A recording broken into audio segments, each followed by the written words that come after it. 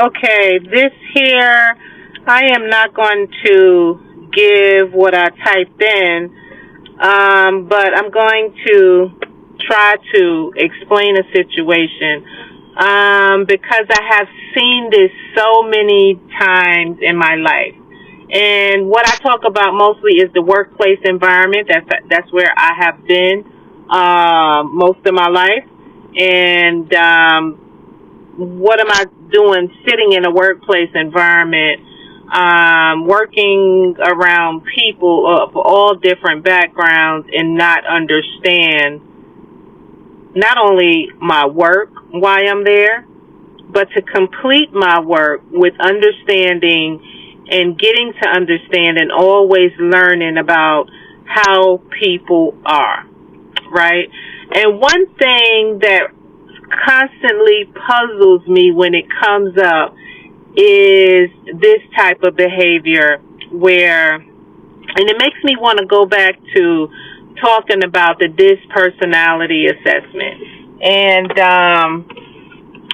how personalities and behaviors are, but if it's embedded in us and like what can we do with certain difficult personalities or,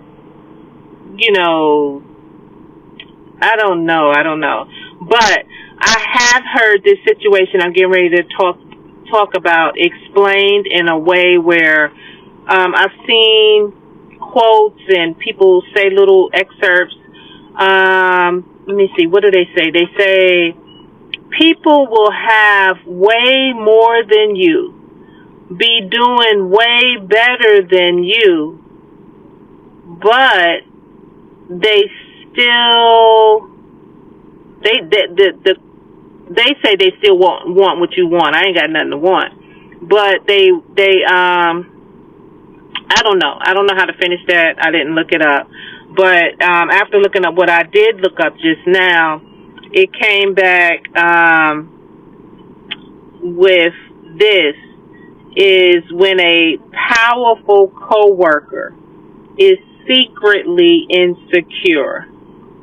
And I think they're going to put it like here's a better way to understand it. Because this have always boggled my mind when I come across these type of people in my career, in my life, being in the workplace and environment. And it says, have you ever worked in a big hospital where the person with the big title is actually the most insecure one in the room? They smile, they act helpful, but something in your spirit says this is not a safe person. Now, this can be, any title that they hold, from housekeeping to dietary to x-ray to respiratory to anesthesia to the nurses to the doctors to whatever, administrative. It can be whatever title they hold, but it's all the same within their title group that they are operating and working within. So, say for example, in my workplace, there's someone in a very good position. There have been in multiple. I worked for multiple different veterans hospitals, multiple different Army hospitals, and on paper they are impressive. Years of experience, strong backgrounds. Everybody knows their title. And I would even tell them, you're doing such a good job. You have so much knowledge. You don't have to feel threatened by anybody. But the energy never felt settled. So one day, I see someone asking them for help on something. They said they knew very well how to do the job because of a previous job they've had. And but they didn't give that person and talk to that person in a teaching, training way. Didn't even give them any follow-up or anything. No back and forth conversation, just silence. And so later on, come to find out that same exact topic popped up in a message, whether it was an email, Teams message, Zoom or anything, from someone higher up than them, that told that other person all that they needed to know. Just because they asked someone for help, that person they asked for help that they thought was, the word is not high almighty, should not be used, but someone that holds a great authority. But they came back and said, but they wasn't interested in actually helping me. They were interested in looking smart in front of someone that's a higher authority than them. So that's when it clicked. This is not just busy. This is insecurity. This is someone who feels so threatened by other people's competence that they withhold, they compete, and they get uncomfortable when anyone else is praised. And I never understand that, because it's like, you are the bomb. You are so good. But they cannot see that. They cannot feel that. They do not operate like that, when it comes down to it. So to name the behavior, this is what insecure leadership can look like. Big title, small sense of self.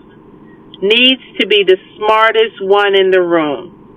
Withholds help, but performs helpfulness in front of higher-ups. Gets tense when other people's names get praised. You do not have to call them a narcissist. You can simply say, this is an insecure person in a powerful position, and I cannot trust them with my growth. Right? So if this resonates with you, you're not crazy. Pay attention when people say they'll help you, but the help never comes. They don't take the time to look at you.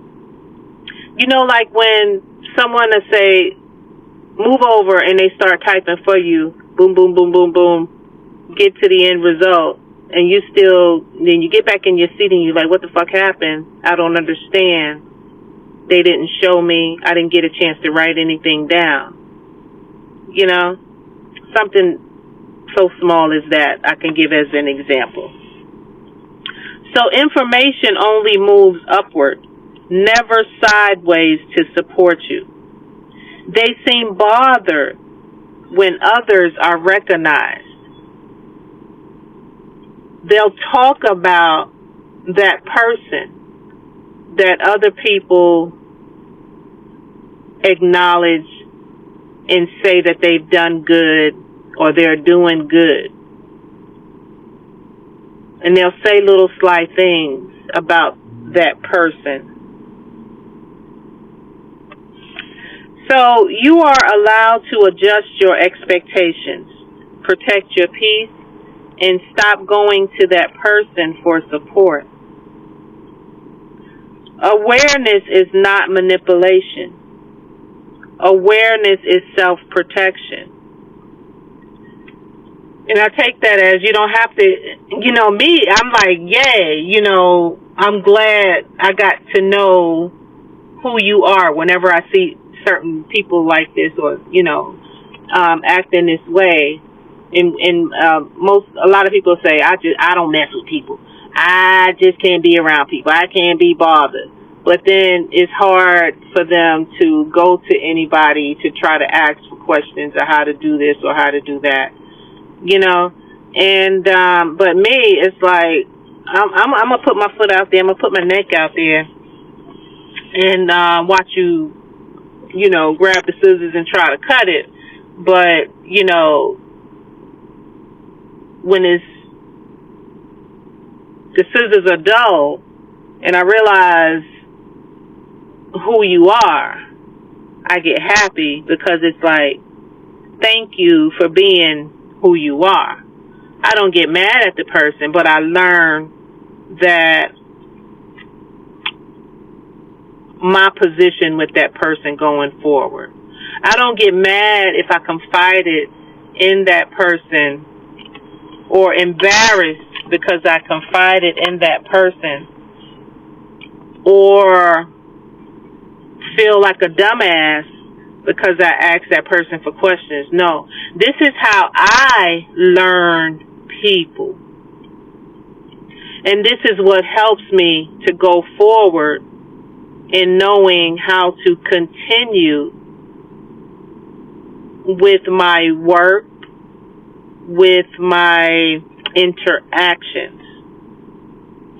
So I'm not walking around angry and mad and fussing and cussing and da-da-da-da-da-da-da and going home stressed out and saying, I'm going to quit my job because blah, blah, blah. No.